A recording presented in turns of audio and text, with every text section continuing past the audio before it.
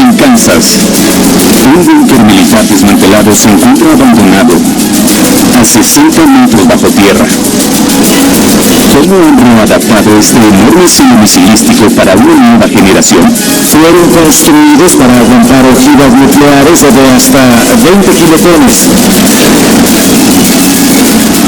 En Cornwall, una niña de 1000 años está a punto de hacer un resurgimiento histórico. ¿Qué descubrimiento vanguardista ha sido desenterrado recientemente? ¿Y qué desafíos depara el futuro? El afán realmente es por encontrar yacimientos en todo el mundo. Y en Malta, en el Mediterráneo central, un antiguo mundo subterráneo se encuentra olvidado bajo la capital. ¿Quién construyó esta red subterránea? ¿Y cómo ha protegido a sus habitantes esta línea vital a lo largo de la historia? Cada uno de los periodos de presencia humana ha dejado su marca bajo el suelo.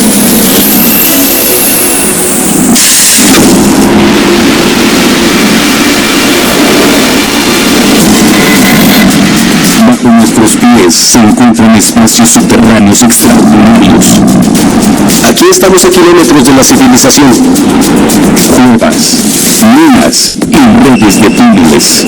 La joya de la corona en tecnología subterránea. Algunas diseñadas y construidas por humanos.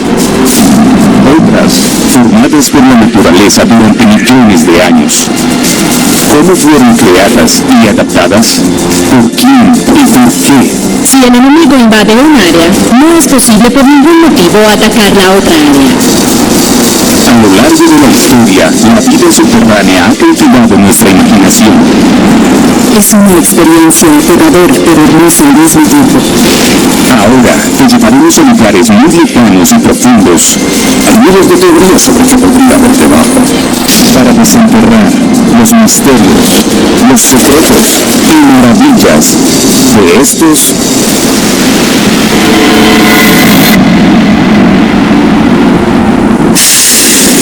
Debajo de las vastas planicies de Kansas se encuentra un misterioso complejo enterrado a 60 metros bajo tierra.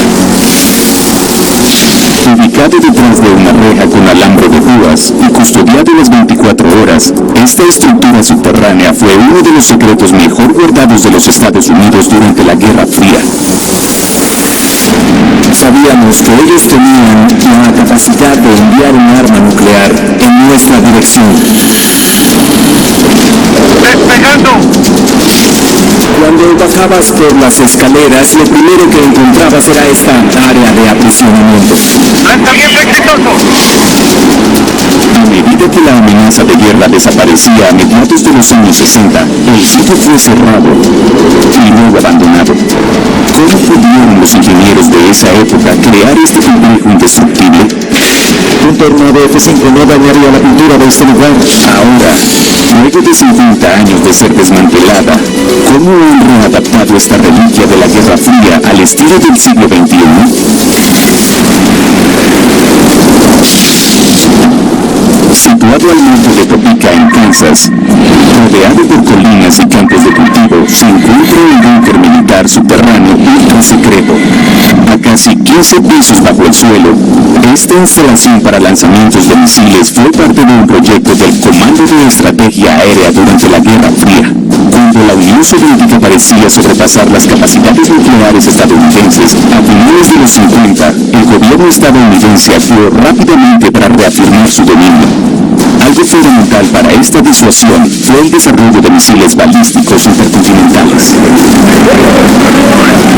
El primero fue el Proyecto Atlas, el cual se dispuso para diseñar, construir, probar y desplegar misiles de largo alcance como parte del arsenal nuclear nacional. La tecnología balística evolucionaba rápidamente y estos misiles debían estar en funcionamiento lo antes posible.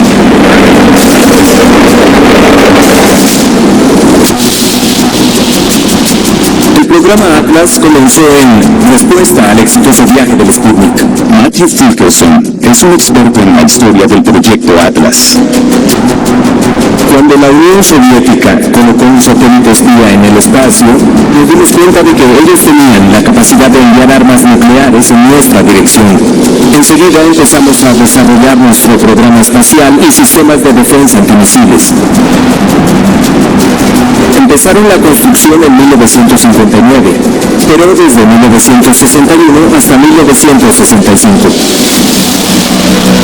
Existían 72 de estas bases militares repartidas por todo Estados Unidos. Fuerza Aérea Central, hemos logrado un despegue casi perfecto. Los primeros complejos de Atlas eran estructuras terrestres relativamente sencillas. Luego, para mejorar la protección contra las explosiones, los ingenieros se enfocaron en algo distinto. Atlas era una estructura subterránea semi-reforzada. Lo llamaban el lanzamisiles tipo ataúd porque el misil se guardaba horizontalmente en un búnker. Tenías una puerta corrediza anti-explosiones de 400 toneladas. Se levantaba el misil con una grúa y lo disparaba. Pero todo este sistema nos parecía muy lento. Con el avance tecnológico, las plataformas de lanzamiento se volvieron más complejas. En Kansas existieron 12 silos misilísticos rodeando la base de la Fuerza Aérea Schilling. El más avanzado de la serie Atlas, el silo Atlas F, es una de las estructuras más resistentes jamás construidas. Sus muros fueron construidos de concreto reforzado. Este silo es una estructura metálica que fue hecha con varillas corrugadas de 7,5 centímetros de grosor y más de 600 toneladas de metal. Todo instalado en su sitio. Además, el concreto fue vertido para encapsular toda la estructura metálica. Ese concreto tiene una resina epóxica especial, lo que lo hace un material más fuerte. Este era conocido como un sitio reforzado, ya que era capaz de resistir un ataque nuclear que sucediera en un radio de 1,5 kilómetros. A diferencia de sus predecesores, el misil Atlas F, equipado con una ojiva termonuclear, fue diseñado para ser albergado en los profundos silos subterráneos reforzados. Cada misil se almacenaba verticalmente en un silo. El silo tenía una profundidad de 54 metros y tenía puertas antiexplosivos de 75 toneladas que se abrían. Además, un elevador subía el misil hasta la superficie para lanzarlo.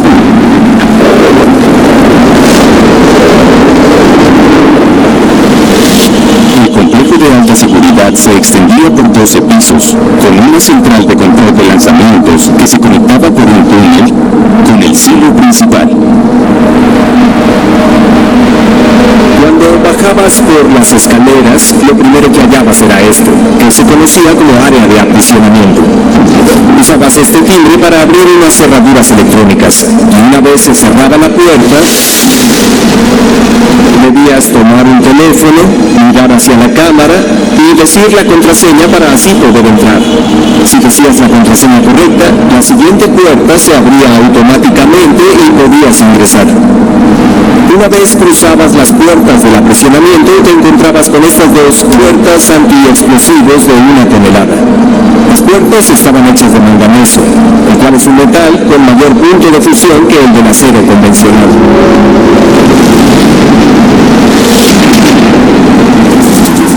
En caso de que el silo sufriera un ataque nuclear, los ingenieros idearon una estrategia ingeniosa para mantener la integridad estructural.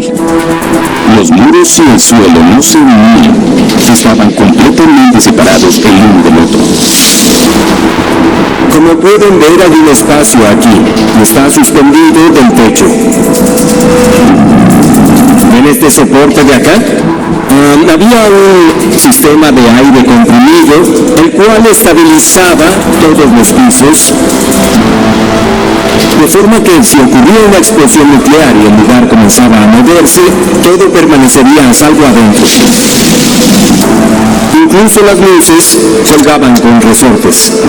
En noviembre de 1964, el gobierno anunció que todos los misiles balísticos intercontinentales de primera generación, incluyéndolos el proyecto Atlas, debían ser retirados al año siguiente. En el 65, el Comando de Estrategia Aérea desmanteló todos los misiles Atlas F y despojó a los sitios de lanzamiento de sus materiales reutilizables. Pero ese no fue el fin de los silos del proyecto Atlas. Hoy, Matthew está supervisando revisando la readaptación de un antiguo silo Atlas F.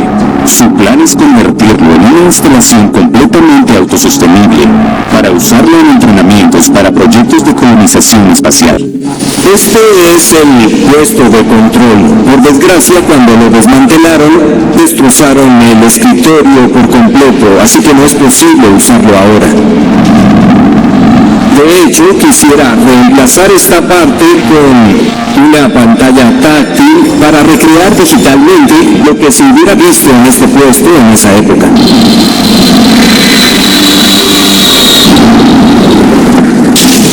Matthew no es el único desarrollador que quiere readaptar estos silos al estilo del siglo XXI. Bienvenidos al contenido de supervivencia.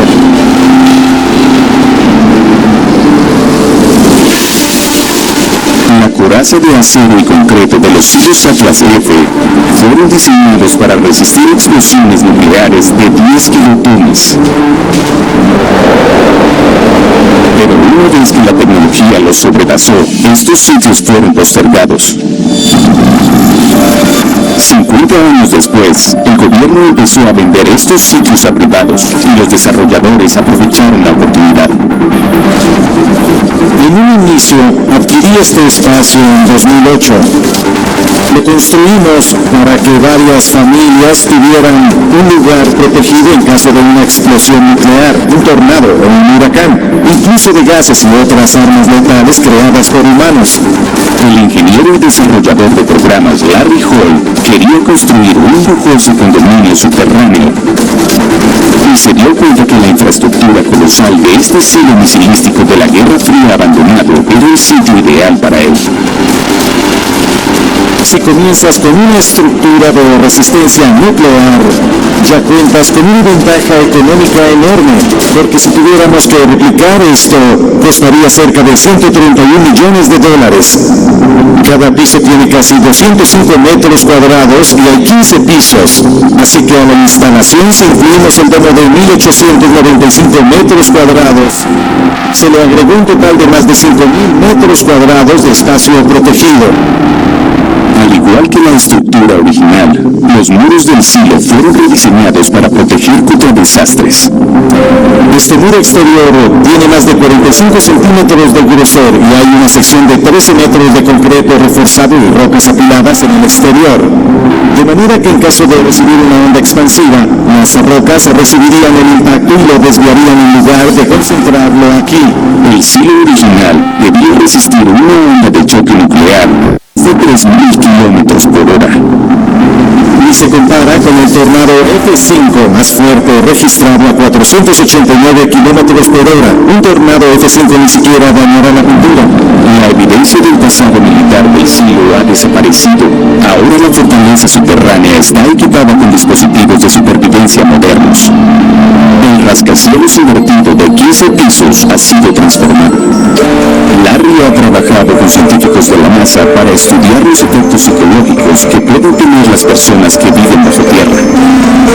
Tenemos cámaras de alta definición ubicadas en la parte exterior de las instalaciones que nos dan imágenes en tiempo real, que nos permiten ver qué momento del día es, cómo está el clima, quién entra y quién sale, para mantenernos conectados.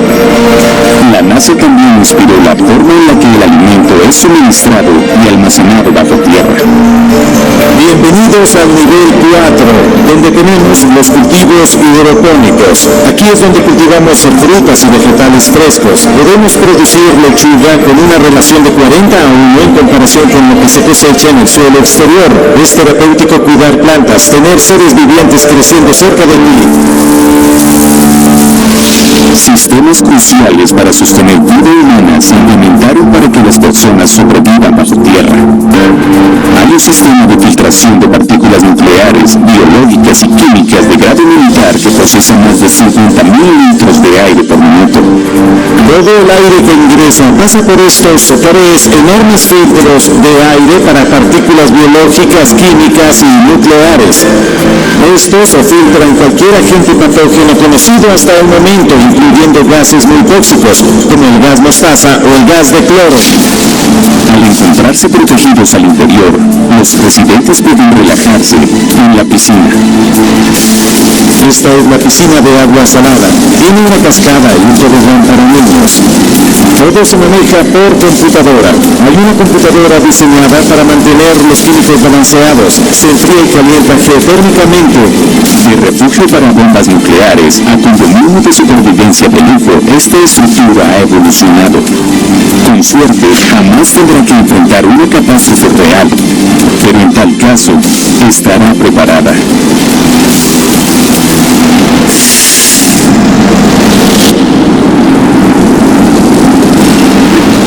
En las profundidades de las colinas de Cornwall se encuentra una sorprendente veta dentro de la mina de South Crofty. Dejó su huella hace cientos de años al darle gran riqueza a la reina Isabel I. Tiene 3 kilómetros de largo y 1 de profundidad, y fue tanta la cantidad de minerales extraídos que se le conoció como la milla cuadrada más rica del mundo. Si hacemos la conversión, ese metal costaría 2,5 mil millones de dólares. Después de operar por más de 400 años, la mina se vio obligada a cerrar. Si hubiera seguido operando por unos años más, la mina estaría funcionando hoy en día. Pero las bases asentadas por esos mineros ahora muestran un camino hacia el futuro. Este pedazo de las profundidades de Cornwall podría ser la clave para la revolución verde.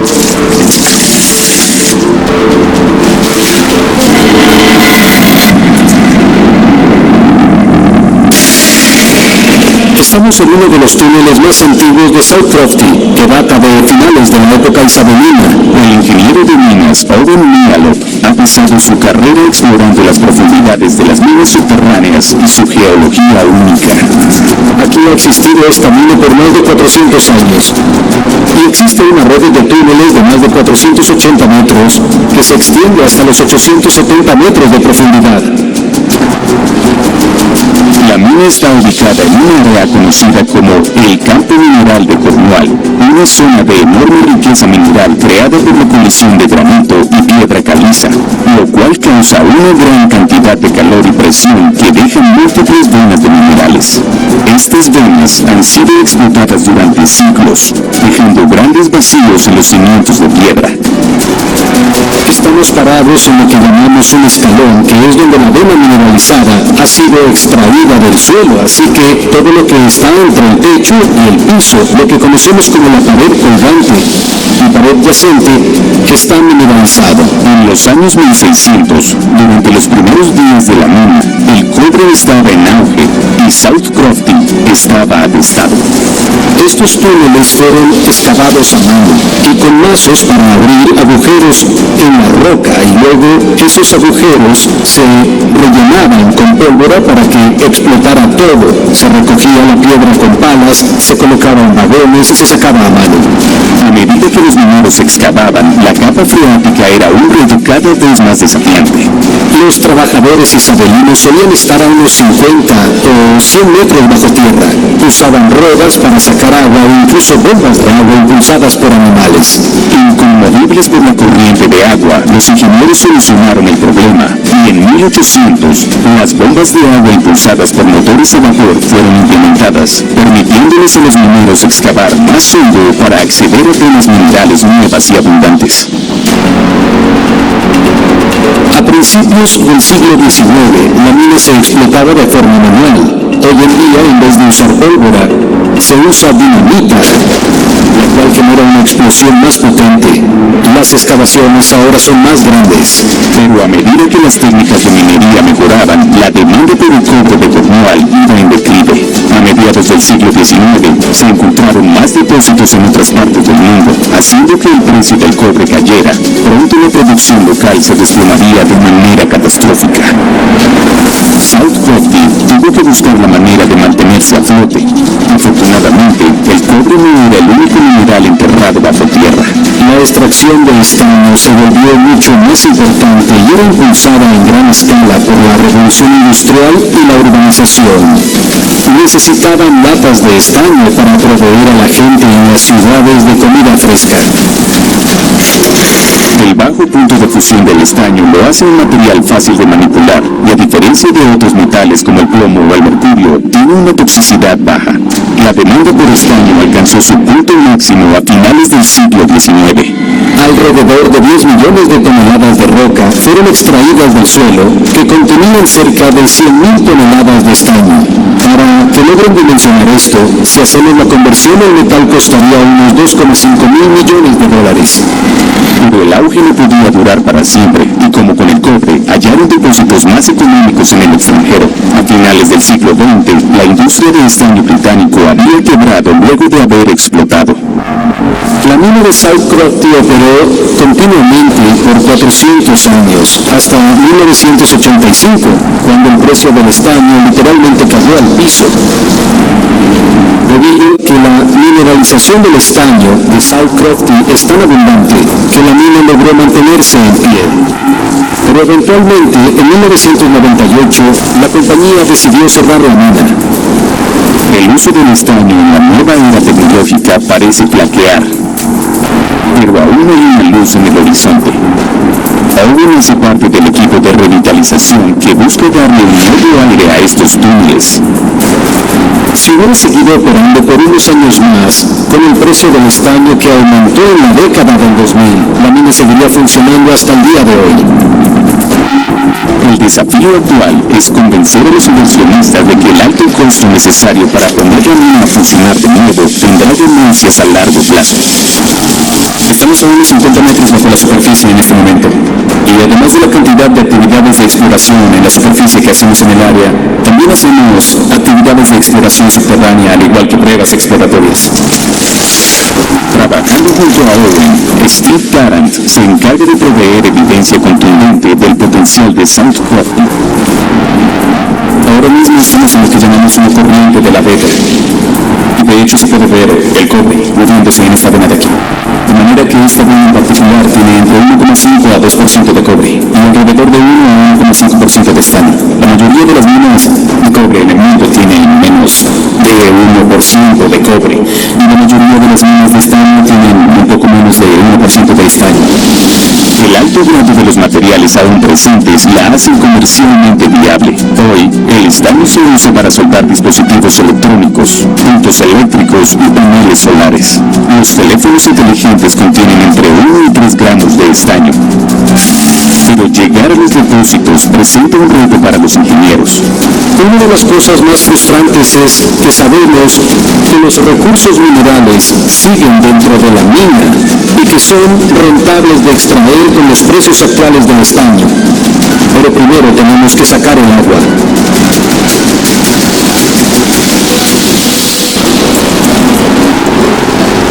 Los valiosos depósitos de estaño en la mina de South Crofty están fuera de alcance en lo profundo de la mina inundada. Drenar el agua de una mina así de inundada no es nada fácil. Cuando la mina estaba funcionando, tenían que extraer alrededor de 6,5 millones de litros de agua al día, solo para poder mantener el espacio de trabajo seco. Luego de que se cerró, dejó de ser drenada, y por eso está llena de agua.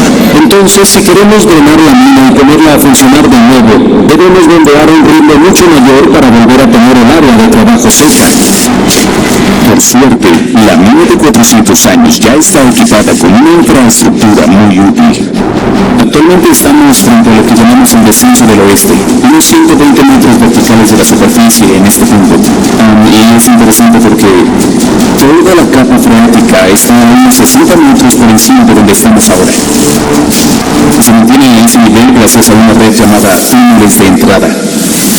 Estas entradas fueron dispuestas en los años 1700. La entrada de drenaje funciona alterando el funcionamiento capilar que mantiene la capa freática por encima del nivel del mar, permitiendo que los niveles superiores de la mina se drenen usando gravedad en vez de bombas.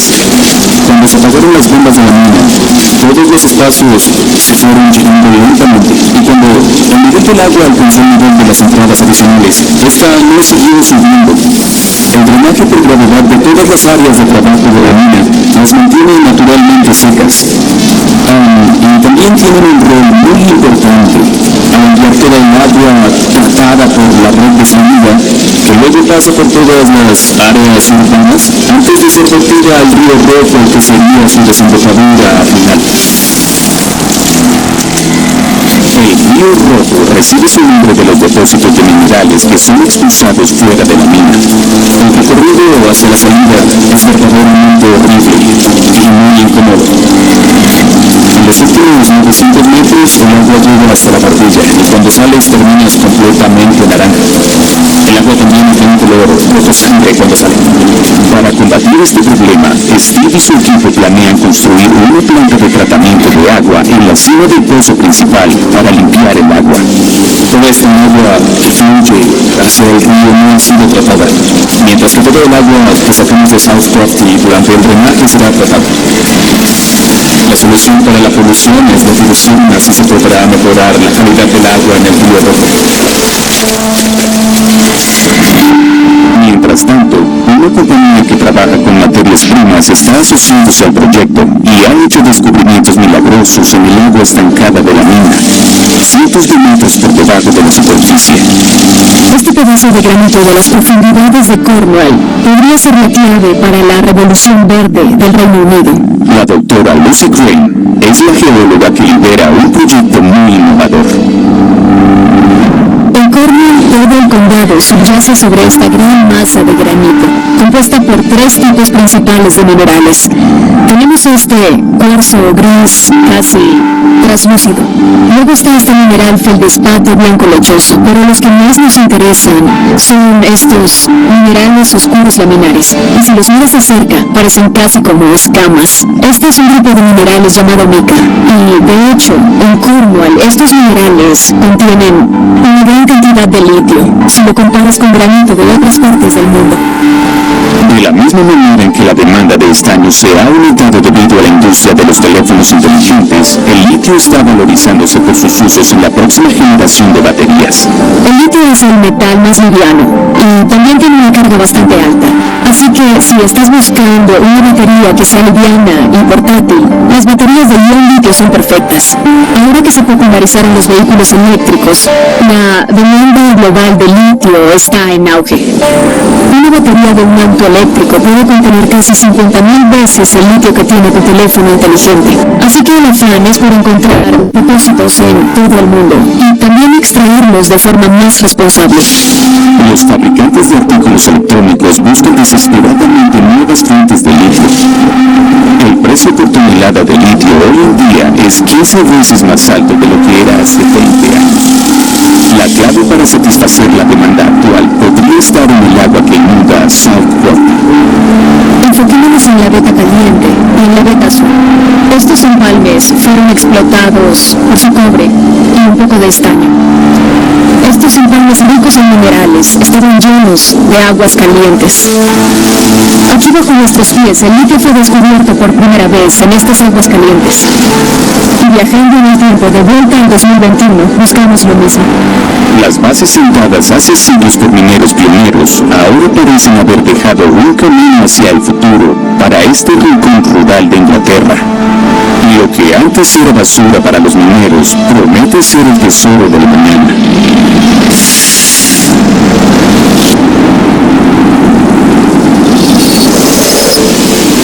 Sepultado bajo la pequeña isla mediterránea de Malta se encuentra un mundo secreto subterráneo. Por milenios, Malta ha sido la joya de la corona para muchos imperios. Desde los fenicios a los romanos, desde los árabes a los británicos. Cada uno de los periodos de presencia humana ha dejado su marca bajo el suelo. Ubicado en el centro geográfico del mar Mediterráneo, lo que le hace falta en tamaño lo compensa con su ubicación. La pequeña isla tiene una posición estratégica militar que le permitía controlar el Mediterráneo a quien sea que tuviera el control sobre la isla. Qué increíbles proezas de la ingeniería construyeron los arquitectos para fortificar la codiciada isla. Era una tarea enorme crear refugios mientras las bombas llovían desde el cielo. lograron los legendarios caballeros de Malta establecer una ciudad medieval adelantada a su tiempo, dejando el camino para las innovaciones del mundo occidental? Son 2 siglos más antiguos que el sistema de alcantarillado de la Londres victoriana. ¿Y por qué se le conoce a los habitantes de Malta como los hijos del subsuelo?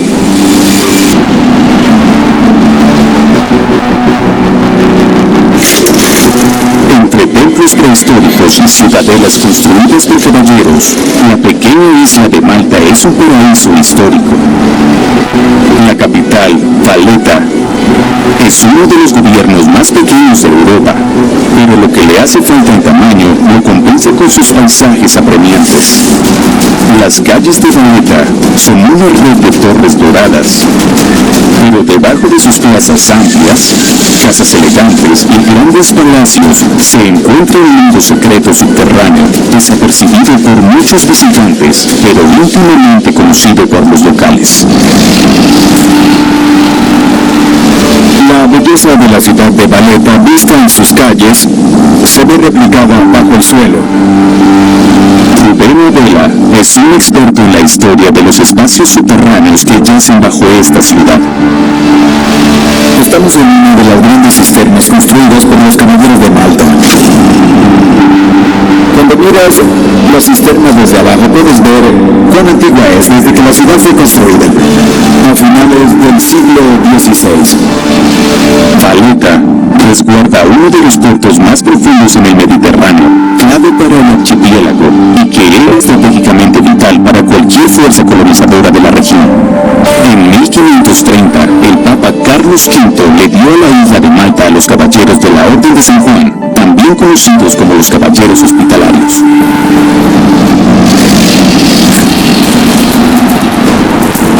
Los caballeros de Malta fueron caballeros hospitalarios durante las cruzadas en Jerusalén. Luego se mudaron a Rodas, de donde fueron expulsados por la flota otomana, y luego llegaron a Malta en 1530. Después de ser expulsados de sus 2 bases anteriores en Jerusalén y Rodas, en la costa de Turquía, los caballeros hospitalarios hicieron de Malta su nuevo hogar y diseñaron la capital de Valletta.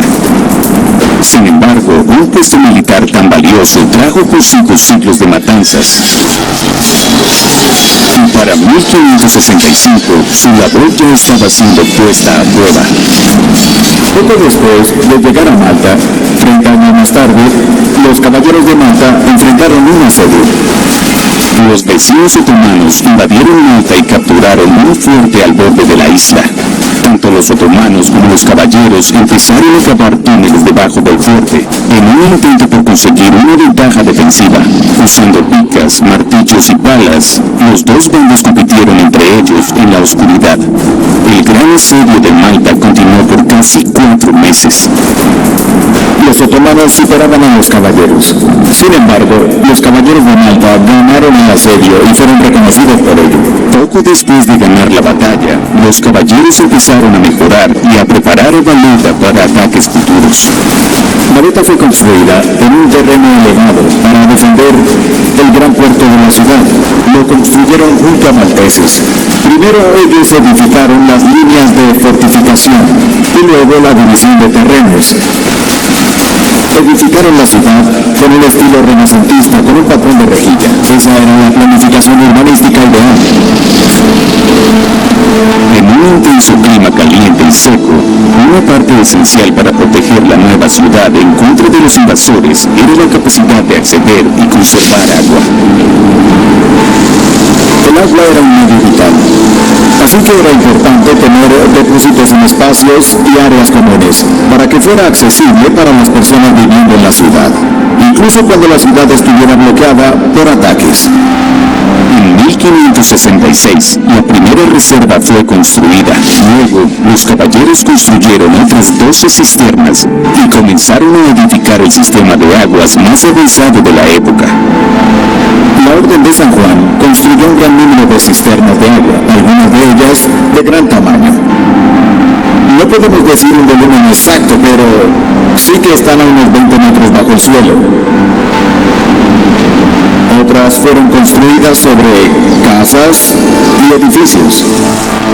Luego, en el siglo XVII, se suministraba agua gracias a la construcción de un acueducto debido a la escasez de agua en la península.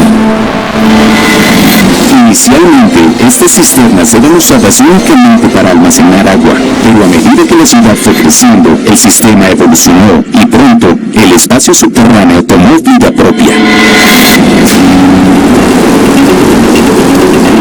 Una vez que los caballeros solucionaron el problema del agua potable, su siguiente tarea fue abordar la higiene. Los caballeros construyeron un gran sistema de alcantarillado muy adelantado al de cualquier otra ciudad de la época. De hecho, son 2 siglos más antiguos que el sistema de alcantarillado de la Londres victoriana. Luego de que fuera finalizada por los caballeros, la ciudad continuó avanzando y los presidentes siguieron excavando el suelo. En general, el mundo subterráneo de Malta es realmente extenso y fascinante. Es literalmente un queso suizo aquí abajo. El arquitecto Mark Zimmerman dirige la ONG Malta Subterránea. Piensa en que cada uno de los periodos de presencia humana, desde el Neolítico hasta el día de hoy, ha dejado su huella bajo el suelo. A finales del siglo XIX, los oficiales malteses añadieron otra capa al submundo secreto de Valletta. Un ferrocarril subterráneo que conectaría Valletta con Medina, la antigua capital al otro lado de la isla. En 1881 empezaron las labores de construcción de una línea subterránea que también incluía 2 túneles importantes. Estamos parados en uno de los túneles principales, el que viene de Valletta a esta terminal subterránea. En general, la línea solo tenía 11 kilómetros de largo a 1,5 kilómetros de profundidad. La primera línea subterránea en el mundo, la línea metropolitana de Londres, abrió en 1863 y la línea ferroviaria de Malta abrió 20 años después, lo cual hizo que estos túneles fueran un hito de la ingeniería. Y cómo construyeron un ferrocarril a través de la capital densamente poblada es realmente admirable. Debemos recordar que ahora tenemos máquinas excavadoras, láseres y GPS. Hay que tener en cuenta que todo este trabajo fue hecho solo con picos, cestas de mimbre y caballos con carretas. Así que excavar este túnel requirió una labor agotadora en muy poco tiempo, tan solo fueron 13 meses. Además de las excavaciones de cada lado, también se excavaron varios pozos para que el personal pudiera entrar y reencontrarse aquí en esta red.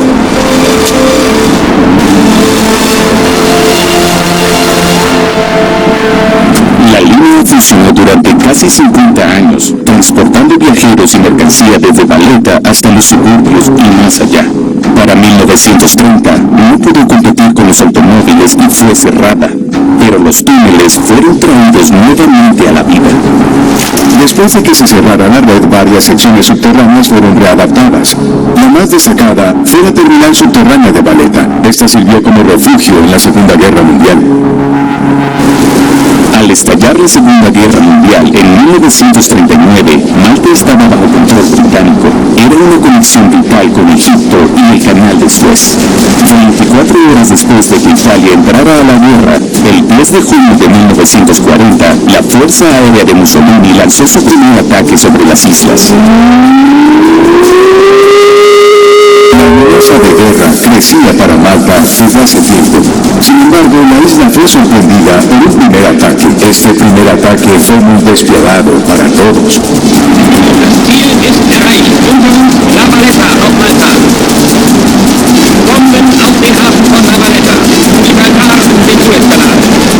Existieron muy pocos refugios en esa época. Tuvieron que buscar refugio en los sótanos y las bóvedas subterráneas que estuvieran libres. Una vez más, los habitantes de Malta buscaron refugio en su santuario subterráneo. Más de 3.300 ataques aéreos fueron entre junio de 1940 y julio de 1943. Lo que dio paso a un afán frenético por crear la mayor cantidad de refugios subterráneos. Fue una tarea enorme crear estos refugios en tan poco tiempo, mientras las bombas llovían desde el cielo.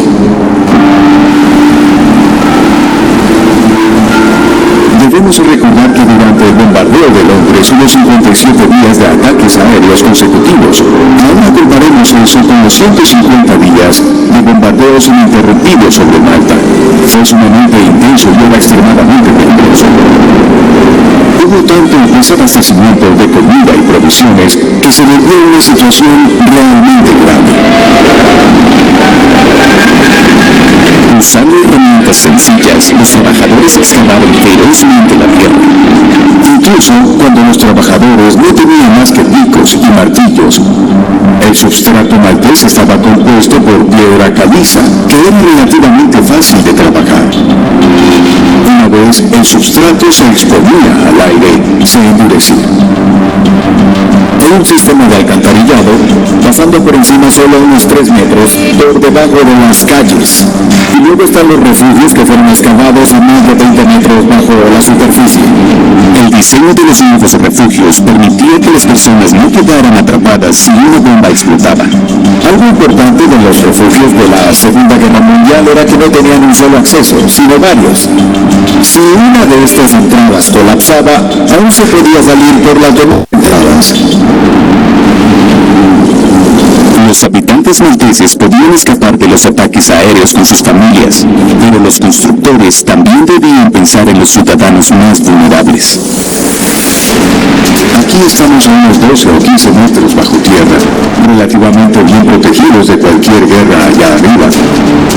Durante los ataques aéreos que se habían concentrado en el gran puerto, en Valletta y en las defensas alrededor de esta área en particular.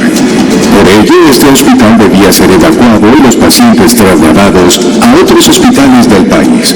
Ahora, algunos de estos casos eran tan severos que no podían ser trasladados y debían ser atendidos aquí.